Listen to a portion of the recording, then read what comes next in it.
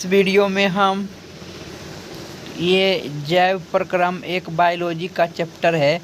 जैव प्रक्रम मतलब कि बायोलॉजिकल प्रोसेस, लाइफ प्रोसेस। तो हम इस चैप्टर को डिस्कस करेंगे। ये कॉम्पिटिटिव एग्ज़ाम, कंपटीशन एग्ज़ाम और विभिन्न प्रतियोगिता परीक्षा के लिए उपयोगी है और साथ ही साथ क्लास 10 के लिए भी ये चैप्टर इम्पोर्टेंट है। ये सारा क्वेश्चन इम्पोर्टेंट है ना। तो हम डिस्कस करते हैं एक एक करके। यहाँ उत्तर भी दिया गया है लेकिन हम यहाँ पर डिस्कस कर रहे हैं।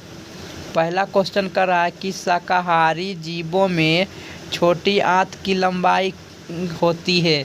तो शाकाहारी जीव, शाकाहारी जीव मतलब हो गया जो मांस नहीं खाता है ना। जैसे कि टिड्डा हो गया, है ना। तो ये सभी का जो छोटी आंत की लंबाई जो होती है उसकी अधिक लंबाई होती है ना। ऐसा अधिक लंबाई क्यों होती है? शाकाहारी जीवों की छोटी आंत की लंबाई अधिक क्यों होती है? जैसे कि जो घास खाता है तो घास सेल्यूलोज से बना होता है और घास को पचाने में बहुत ही ज़्यादा छोटी आंत से होकर के गुजरना पड़ेगा और ज़्यादा छोटी आंत तभी होगा जब छोटी आंत की लंबाई अधिक होगी, है ना। क्योंकि सेल्यूलोज जो घास में रहता है वो आसानी से नहीं पचता है। इसलिए शाकाहारी जीवों में जैसे गाय हो गया, खरगोश हो गया, उसका जो छोटी आंत होता है बहुत लंबा होता है और मानव का जो है वह उसका छोटी आंत ज़्यादा लंबा नहीं होता है क्योंकि वह घास में जो सेल्यूलोज है उसको पचा नहीं पाएगा, है ना। अगर जो ज़्यादा जैसे हम खा भी खाएंगे तो नहीं पचा पाएंगे, इसलिए हम लोग घास उतना नहीं खाते हैं, है ना।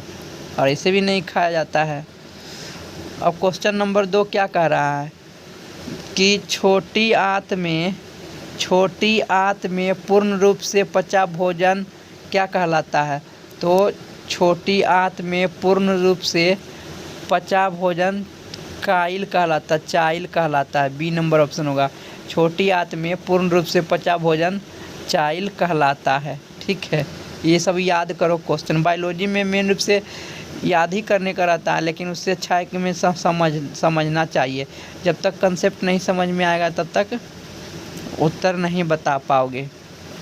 क्वेश्चन नंबर 3, मूल रोमों द्वारा मतलब जड़ जो है जल के द्वारा जल का अवशोषण किस विधि द्वारा होता है? तो मूल रोम में जो होता है उसमें जो अवशोषण की प्रक्रिया होती है वह परासरण द्वारा होती है ना। परासरण से ही मूल रोम के द्वारा जल का अवशोषण किया जाता है। जल जो है वो लिक्विड पदार्थ है। लिक्विड पदार्थ का जब भी अवशोषण होगा तो वो परासरण की विधि से ही होगा। विसरण जो होता है वो गैस में होता है। विसरण की जो गति होती है गैस के द्वारा होता है। स्थानांतरण भी होता है तो स्थानांतरण में एक स्थान से दूसरा स्थान जाता है। तो यहाँ पर ऑप्शन नंबर सी ही होगा। ठीक है, परासरण होता है लिक्विड पदार्थ के लिए, द्रव पदार्थ के लिए। अब हम क्वेश्चन नंबर 4 डिस्कस कर रहे हैं। मुख गुहा का पिछला भाग क्या होता है ना। मुख गुहा का पिछला भाग, जैसे कि मुख गुहा से ग्रास नली में जाता है, ग्रास नली से ग्रसनी होगा इसका पिछला भाग, है ना। और ग्रास नली अगला भाग होगा, है ना। तो ग्रसनी यहाँ पर आंसर हो जाएगा। मुख गुहा का पिछला भाग ग्रसनी होगा। ठीक है, मुख गुहा जो मुंह खोलते हैं तो सबसे पहले ग्रसनी आता है, उसके बाद ग्रास नली, उसके बाद ग्रहणी, है ना, इस तरह से। तो यहाँ पर ग्रसनी आंसर हो जाएगा। क्षुद्रांत मतलब छोटी आंत में स्थित रसांकुर का कार्य क्या होता है? तो क्षेत्रफल बढ़ाता है। ये अवशोषण के लिए क्षेत्रफल बढ़ाता है। ऑप्शन नंबर सी हो जाएगा। अवशोषण के लिए क्षेत्रफल बढ़ाता है। इसी से हम उस जितना भी पोषक तत्व जो रहता है जब भोजन खाते हैं तो वो अवशोषित कर लेता है। ठीक है, तो छोटी आंत में जो रसांकुर है वह अवशोषण को सतही क्षेत्रफल को बढ़ाता है। ये हमारा आंसर हो जाएगा। अब क्वेश्चन नंबर 6 देखते हैं। क्वेश्चन नंबर 6 क्या कह रहा है? क्वेश्चन नंबर 6 कह रहा है कि परजीवी पौधा का उदाहरण क्या है? गोबर छत्ता जो परजीवी होता है, लेकिन गोबर छत्ता में कुछ शैवाल के माध्यम से भोजन बना लेता है ना। अमरबेल हो जाएगा परजीवी पौधा। अमरबेल जो है किसी दूसरे पौधा पर, वैसा पौधा जो कि हरा पत्तियाँ होता है उससे वो भोजन बनाता है, और उसी के भोजन ये अमर बेल का जो लत्ता होता है उसी पर रहता है, लती की तरह अपना निवास करता है सहारा लेकर के, और उसी से भोजन ग्रहण करता है। तो ये परजीवी पौधा हो गया अमर बेल। चीड़ का पौधा खुद ही भोजन बनाता है प्रकाश संश्लेषण की क्रिया द्वारा। ब्रायोफाइलम भी खुद बना लेता है, गोबर छत्ता भी बना लेता है। तो यहाँ पर अमर बेल ही होगा, ठीक है आंसर। क्वेश्चन नंबर 7 क्या कहता है? मनुष्य में नासिका छिद्र मतलब नाक का छिद्र, लैरिंग्स मतलब स्वर यंत्र, जो यहाँ पर स्वर बोलते हैं कंठ, स्वर यंत्र लैरिंग्स, ट्रैकिया मतलब श्वास नली तथा फेफड़ा मिलकर के श्वसन तंत्र बनाता है। श्वसन तंत्र में ढेर सारा अंग शामिल होता है ना। ये सभी सांस लेने के ही अंग है। नाक से सांस लेते हैं, फिर स्वर यंत्र में जाता है, फिर श्वास नली में जाता है, फिर फेफड़ा में जाता है। ये सभी वायु ऑक्सीजन सांस लेते हैं या छोड़ते हैं कार्बन डाइऑक्साइड। तो ये सभी क्या है? श्वसन तंत्र का ही अंग है ना। इस बात को ध्यान रखिए। तो डी नंबर आंसर हो गया। क्वेश्चन नंबर 8, एटीपी में फॉस्फेट की संख्या कितनी होती है? तो एटीपी में एडिनोसिन ट्राइफॉस्फेट मतलब ट्राई मतलब तीन, तो 3 हो जाएगा आंसर। एटीपी में फॉस्फेट की संख्या कितनी होती है? तो 3 होती है, ठीक है। अब हम क्वेश्चन नंबर यहाँ पर 9 देख रहे हैं। क्वेश्चन नंबर 9 क्या कह रहा है? कोशिकीय ईंधन में निम्न में से कौन है? कोशिकीय ईंधन निम्न में से कौन है? कोशिका में कौन सा ईंधन होता है? तो ग्लूकोज जो है कोशिका का ईंधन है, ऊर्जा है। तो बी नंबर आंसर हो जाएगा। अब हम क्वेश्चन नंबर 10 देख रहे हैं। क्वेश्चन नंबर 10 क्या कह रहा है? निम्नलिखित में कौन रक्त का थक्का जमाने के लिए उपयुक्त होता है? तो रक्त का थक्का जो है वह जमाता है रक्त विषाणु, है ना। रक्त विषाणु जो है, रक्त विषाणु वो रक्त का थक्का जमाता है। ऑप्शन नंबर यहाँ पर 1 हो जाएगा। मेन रूप से होता है प्लेटलेट्स, जो है प्लेटलेट्स होता है WBC, लेकिन यहाँ पर रक्त का विषाणु हो जाएगा आंसर नंबर 1। अब हम क्वेश्चन नंबर 11 देखते हैं। क्वेश्चन नंबर 11 क्या कह रहा है कि स्वस्थ व्यक्ति का सिस्टोलिक रक्तचाप कितना होता है? सिस्टोलिक मतलब सिकुड़ना, तो सिकुड़ेगा तो कम होगा, है ना। स्वस्थ व्यक्ति का सिस्टोलिक रक्तचाप 120 मिलीमीटर मरकरी होता है। 120 मिलीमीटर मरकरी होता है सिस्टोलिक में सिकुड़ता है, और डायस्टोलिक में फैलता है, मतलब कि ये बढ़ जाएगा, 80 हो जाएगा, ठीक है। क्वेश्चन नंबर 12, कोशिका झिल्ली किस प्रकार की झिल्ली है? तो कोशिका झिल्ली अर्ध पारगम्य झिल्ली है, सेमी मेम्ब्रेन है, थोड़ा थोड़ा पार होने देता है। कोशिका झिल्ली जो है अर्ध पारगम्य झिल्ली है। अब हम क्वेश्चन नंबर 13 देखते हैं। क्वेश्चन नंबर 13 क्या कहता है? एडिनोसिन ट्राइफॉस्फेट का विस्तारित रूप है। एडिनोसिन ट्राइफॉस्फेट, हम तो मुँह से ही बोल रहे हैं एडिनोसिन ट्राइफॉस्फेट, जो कि ऑप्शन नंबर 3 में दिया हुआ है, एडिनोसिन ट्राइफॉस्फेट। क्वेश्चन नंबर अब हम 14 को देखते हैं। आहार नाल का सबसे लंबा भाग क्या होता है? तो छोटी आंत। छोटी आंत जो है आहार नाल का सबसे लंबा भाग है, लगभग 5 से 6 से 7 मीटर होता है लंबा, ठीक है। क्वेश्चन नंबर 15 क्या कर रहा है? कर्माकुंचन गति पाई जाती है। कर्माकुंचन गति जो पाई जाती है छोटी आंत में ही, ग्रास नली में पाई जाती है ना। बी नंबर आंसर होगा। धीरे धीरे भोजन ग्रास नली, मुंह से जाने के बाद ग्रास नली में धीरे धीरे नीचे गिरता है, सिकुड़ता है, फैलता है, सिकुड़ता है, फैलता है। ग्रास नली में भोजन जो जाता है तब वो उसी की गति को कर्माकुंचन गति कहते हैं। तो किस में पाया जाता है? ग्रास नली में कर्माकुंचन गति पाया जाता है। बी नंबर आंसर होगा। क्वेश्चन नंबर 16 क्या कह रहा है? क्वेश्चन नंबर 16, क्लोरोफिल वर्णक का रंग होता है हरा। ऑप्शन नंबर सी, क्लोरोफिल वर्णक का रंग होता है हरा, क्लोरोफिल वर्णक का रंग होता है हरा। अब हम 17 नंबर क्वेश्चन देखते हैं। 17 नंबर क्वेश्चन क्या कह रहा है, रक्त का कौन अवयव रक्त स्राव को रोकने में मदद करता है। रक्त 3 प्रकार के होते हैं, आरबीसी, डब्ल्यूबीसी, प्लेटलेट्स। तो रक्त का कौन सा तत्व जो है रक्त स्राव को रोकने में मदद करता है, तो प्लाज्मा। प्लाज्मा जो है रक्त का थक्का बनाने में मदद करता है, ना सॉरी प्लेटलेट्स होगा इसका बी नंबर आंसर। प्लेटलेट्स रोकता है, रक्त का थक्का जमाता है प्लेटलेट्स। प्लाज्मा में तो पाया ही जाता है डब्ल्यूबीसी और आरबीसी, प्लेटलेट्स ही थक्का जमाता है, इस बात को ध्यान रखो। क्वेश्चन नंबर 18, समान अनुशीलन रक्त दाब होता है, तो 120 मिलीमीटर मरकरी। समान अनुशीलन रक्त दाब होता है 120 मिलीमीटर मरकरी। कौन सा एक अपघटक है, तो अपघटक मेन रूप से ये हो जाएगा गोल कृमि अपघटक करता है, लेकिन यहाँ पर आंसर दिया हुआ अमरबेल।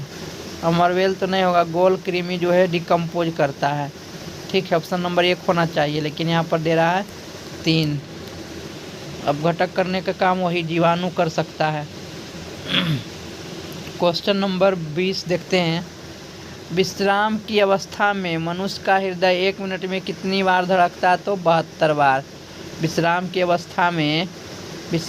अवस्था में मनुष्य का हृदय 1 मिनट में 72 बार धड़कता है।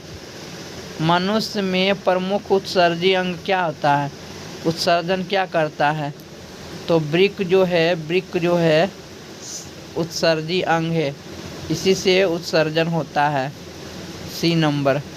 रक्त से उत्सर्जन नहीं होता है, श्वेत ग्रंथि से भी उत्सर्जन नहीं होता, अग्न्याशय से भी नहीं होता, लेकिन वृक्क से जो है ये उत्सर्जन अंग है, सी नंबर। अब हम क्वेश्चन नंबर 22 देखते हैं। क्वेश्चन नंबर 22 क्या कह रहा है, क्वेश्चन नंबर 22 जो है कह रहा है अमीबा अपना भोजन किसके द्वारा पकड़ता है, तो अमीबा जो है अपना भोजन कुटपाद के द्वारा पकड़ता है, बी नंबर।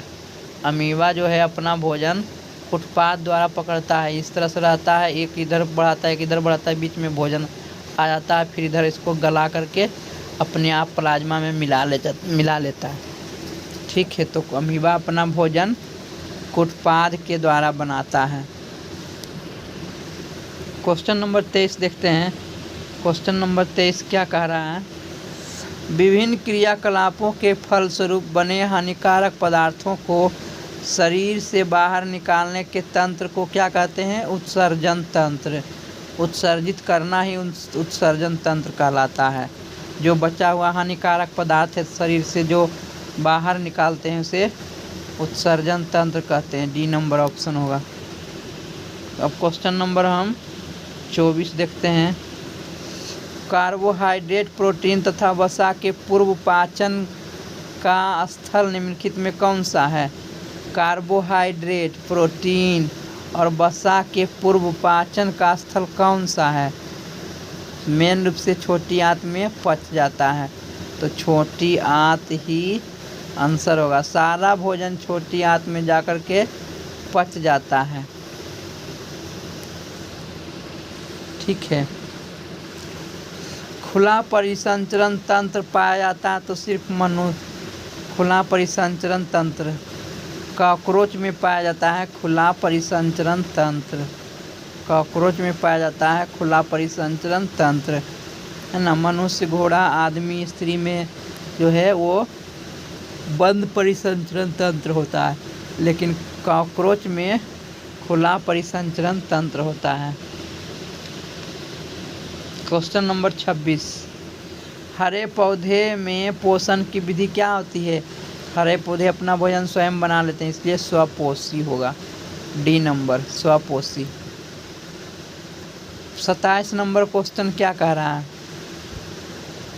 प्रकाश संश्लेषण के लिए निम्नलिखित में कौन से कच्चे पदार्थ की आवश्यकता नहीं है।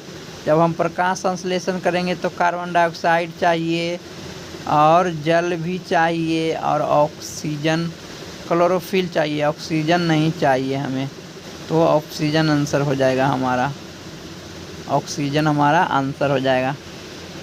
अब क्वेश्चन नंबर 28 क्या कर रहा है कि कुटपाद किस में पाया जाता है, तो कुटपाद अमीबा में पाया जाता है। एक ऑप्शन नहीं दिया हुआ, लेकिन आंसर अमीबा ही होगा। पैरेमीशियम जो है एक कोशिकीय जीव है और ये पैर की आकृति का होता है, चप्पल की आकृति का होता है। यहाँ पर हम देखते हैं 29 नंबर क्वेश्चन, प्रकाश संश्लेषण होता है, प्रकाश संश्लेषण दिन में होता है, धूप लगेगा तभी होगा, धूप जब तक नहीं लगेगा प्रकाश संश्लेषण नहीं होगा, और धूप दिन में ही उगता है, इसलिए ऑप्शन नंबर बी होगा। क्लोरोफिल के वर्णक का रंग हरा होता है, ऑप्शन नंबर 1 हरा होता है ना। क्वेश्चन नंबर 31 क्या कह रहा है, रक्त में आयरन की कमी से होने वाला रोग, जब रक्त की कमी हो जाएगा तो अनेमिया बीमारी हो जाएगा, सी नंबर अनेमिया बीमारी होगा रक्त की कमी से, रक्त में आयरन की कमी से अनेमिया बीमारी हो जाएगा। क्वेश्चन नंबर 32, कवक में पोषण की कौन सी विधि होती है, तो कवक में पोषण की विधि होती है समभोजी, ठीक है, ऑप्शन नंबर सी हो जाएगा, है ना। यहाँ पर मृत जीवी का रहा, ऑप्शन नंबर बी होगा, ठीक है, सॉरी, ऑप्शन नंबर बी होगा मृत जीवी। कवक में जो पोषण है वो मृत जीवी है, मृत दूसरे पर निर्भर रहता है, परपोषी की तरह। इसमें जो विधि है मृत जीवी, मरे हुए चीज़ को खा करके रहता है मृत जीवी, ठीक है। अब क्वेश्चन नंबर हम 33 देखते हैं। क्वेश्चन नंबर 33 क्या कर रहा है कि ऑक्सीजन क्या है, तो ऑक्सीजन एक प्रकार के हार्मोन है, पौधा वाला हार्मोन है, ऑक्सीजन पौधोपादप हार्मोन है, ठीक है। क्वेश्चन नंबर हम 34 देखते हैं, मनुष्य में वृक्क संबंधित है, तो वृक्क का काम क्या है, उत्सर्जन करना, तो उत्सर्जन से संबंधित है, मनुष्य में जो वृक्क है वह उत्सर्जन करता है, सी नंबर होगा। क्वेश्चन नंबर 35, स्वपोषी पोषण के लिए आवश्यक है, स्वपोषी पोषण के लिए कार्बन डाइऑक्साइड चाहिए, क्लोरोफिल चाहिए, सूर्य का प्रकाश चाहिए, मतलब सभी चाहिए, डी नंबर आंसर होगा, स्वपोषी पोषण के लिए सभी चीज़ चाहिए।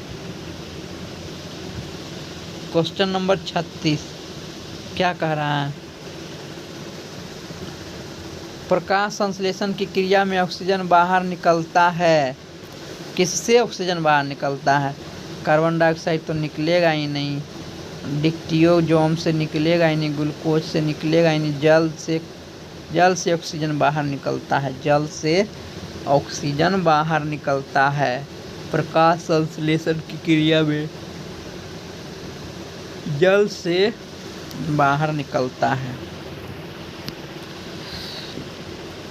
क्वेश्चन नंबर 37, मैग्नीशियम पाया जाता है, किस चीज़ में मैग्नीशियम पाया जाता है, तो क्लोरोफिल में मैग्नीशियम पाया जाता है, क्लोरोफिल वर्णक में मैग्नीशियम पाया जाता है। अब हम क्वेश्चन नंबर 38 देखते हैं। क्वेश्चन नंबर 38 क्या कह रहा है, शरीर में सबसे छोटी वाहिनी है, शरीर में सबसे छोटी वाहिनी वैना केव है, वैना केव जो है शरीर का सबसे छोटी वाहिनी है, सिरा तो बड़ा होता है, धमनी तो थोड़ा छोटा होता है, केशिका भी छोटा होता है, लेकिन केशिका से सबसे ज़्यादा छोटा वैना केव होगा, डी नंबर। पौधों में रसारोहण होता है किसके द्वारा, तो पौधों में रसारोहण होता है जाइलम के द्वारा, रस मतलब पानी, पानी कौन लेके जाता है, जल, तो जल होगा। पौधों में रसारोहण, रोहन मैंने चढ़ना, अवरोहण मैंने नीचे उतरना, तो जाइलम ही चढ़ाता, सी नंबर होगा, पौधों में रसारोहण जाइलम द्वारा होता है।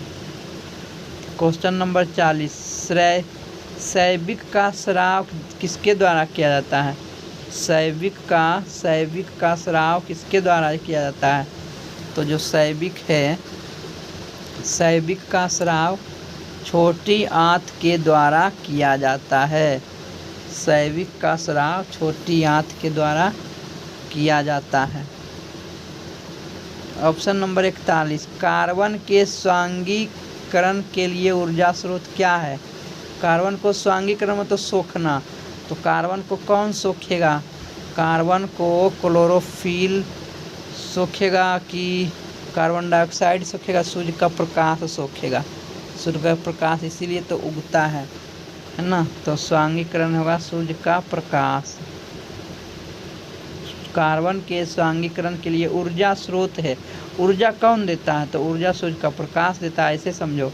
ऊर्जा स्रोत है मतलब ऊर्जा कौन देता है? सूर्य का प्रकाश। तो यही स्वांगीकरण होगा। कार्बन के स्वांगीकरण के लिए माने अवशोषित होने के लिए कार्बन को पत्तियां में अवशोषित होने के लिए तभी तो भोजन बनेगा। स्रोत, ऊर्जा का स्रोत कौन होता है? सूर्य का प्रकाश। हम क्वेश्चन नंबर 42-43 देखते हैं। प्रकाश संश्लेषण की क्रिया का एक उपोत्पादक है, माने कौन सा पदार्थ बनता है? तो ग्लूकोज बनता है भोजन के रूप में पौधा में। प्रकाश संश्लेषण की क्रिया में ग्लूकोज उपोत्पादक है मतलब भोजन बनता है। उपोत्पादक मतलब भोजन बनता है, ग्लूकोज ही बनता है, ग्लूकोज ही पौधा खाता है ऊर्जा के रूप में। मानव हृदय में कितने वेश्म होते हैं? तो मानव हृदय में 4 चेम्बर होते हैं, 4 भाग होते हैं, 4 चेम्बर होते हैं, 4 वेश्म होते हैं। अब क्वेश्चन नंबर 44 क्या कह रहा है? मानव रक्त के 100 ml में उपस्थित यूरिया की मात्रा होता है, तो कितना मात्रा होता है? 20 mg, 20 मिलीग्राम होता है। 100 ml खून में 20 mg यूरिया होता है। इस बात को ध्यान रखिए, ठीक है।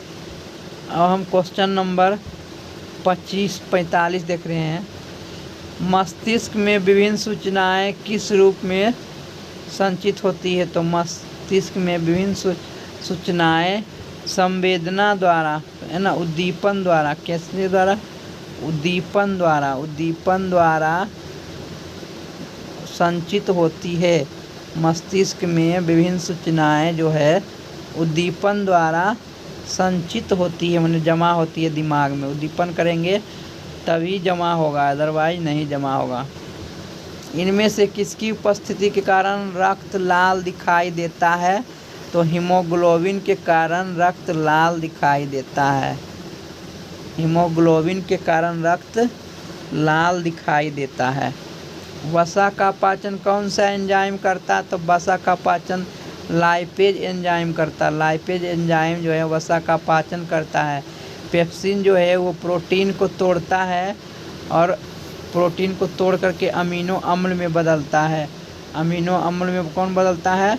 ट्रिप्सिन, है ना, पेप्टाइड में।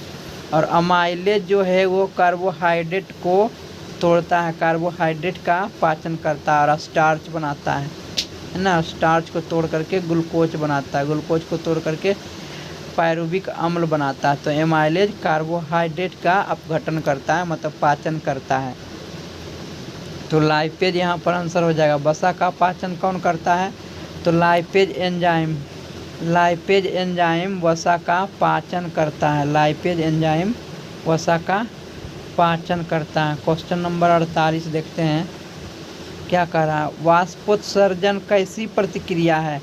वाष्प उत्सर्जन, तो वाष्प उत्सर्जन जो है अपने आप प्राकृतिक रूप से होता है ना। तो भौतिकी प्रतिक्रिया है ना।